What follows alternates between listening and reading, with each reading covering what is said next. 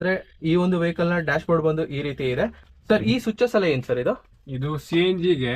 Okay so ಇವಾಗ ಗಾಡಿ start ಆಗಿದ ತಕ್ಷಣ ಬೈ ಡಿಫಾಲ್ಟ್ CNG ಮೋಡಿಗೆ ಇರುತ್ತೆ. ಓಕೆ ಓಕೆ CNG ಕಮ್ಮಿ ಆಯ್ತು ಇಲ್ಲ ಅಂದ್ರೆ ಅಕಸ್ಮಾತ್ ಲೋಡ್ ಜಾಸ್ತಿ ಹಾಕಿದಿರೋ ಪವರ್ ಜಾಸ್ತಿ ಬೇಕು ಅಂತ ಹೇಳಿದಾಗ ಪೆಟ್ರೋಲ್ ಸ್ವಿಚ್ ಆಗ್ಬೇಕು ಅಂದ್ರೆ ಅವಾಗ ಈ ಬಟನ್ ಒತ್ತಿದ್ರೆ CNG ಆಫ್ ಆಗುತ್ತೆ, ಪೆಟ್ರೋಲ್ ಸ್ವಿಚ್ ಆಗುತ್ತೆ. ಅಂದ್ರೆ ಆಟೋಮೆಟಿಕ್ ಆಗಿ ಸ್ವಿಚ್ ಆಫ್ ಆಗಿ ಸ್ವಿಚ್ ಆನ್ ಆಗುತ್ತೆ ಪೆಟ್ರೋಲ್.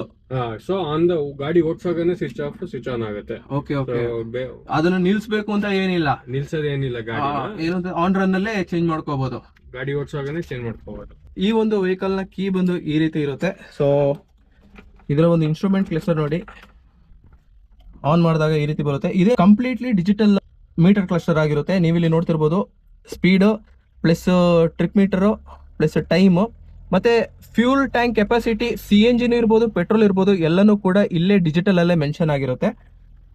ಹಾಗೇನೆ ಒಳಗಡೆ ನೋಡ್ತಿರ್ಬೋದು ಈ ಒಂದು ವೆಹಿಕಲ್ ನ ಗೇರ್ ಬಂದ್ಬಿಟ್ಟು ಡ್ಯಾಶ್ ಬೋರ್ಡ್ ಅಲ್ಲೇ ಬರುತ್ತೆ. ಸೊ ನಿಮಗೆ ಇಲ್ಲಿ ಸ್ಪೇಸ್ ಜಾಸ್ತಿ ಸಿಗುತ್ತೆ, ಯೂಟಿಲೈಸ್ ಮಾಡ್ಕೋಬಹುದು. ಸೊ ಟಾಲ್ ಬಾಯ್ ಡಿಸೈನ್ ಆಗಿರೋ ಕಾರಣ ನೀವಿಲ್ಲಿ ನೋಡ್ತಿರ್ಬೋದು ನನ್ನ ತಲೆಗೂ ಮೇಲೆ ಏನೊಂದು ಮೆಟಲ್ಗೂ ತುಂಬಾನೇ ಒಂದು ಗ್ಯಾಪ್ ಇದೆ. ಸೊ ಸರ್ 6 ಫೀಟ್ ಅವ್ರು ಕೂರ್ಬೋದಾ ಸರ್? ಕೂತ್ಕೋಬಹುದು, ಏನು ತೊಂದರೆ ಏನಾಗಲ್ಲ, ಕಂಫರ್ಟೇಬಲ್ ಆಗಿ ಕೂತ್ಕೋಬಹುದು. ಓಕೆ, ನಾನೀಗ ಈ ಒಂದು ವೆಹಿಕಲ್ ನ ಕಾಕ್ಪಿಟ್ ಅಲ್ಲಿ ಕೂತಿದ್ದೀನಿ, ಅಂದ್ರೆ ಡ್ರೈವರ್ ಸೀಟ್ ಅಲ್ಲಿ ಕೂತಿದ್ದೀನಿ. ಸೊ ವ್ಯೂ ಬಂದು ಈ ರೀತಿ ಇದೆ, ದೊಡ್ಡ ಒಂದು ಮಿರರ್.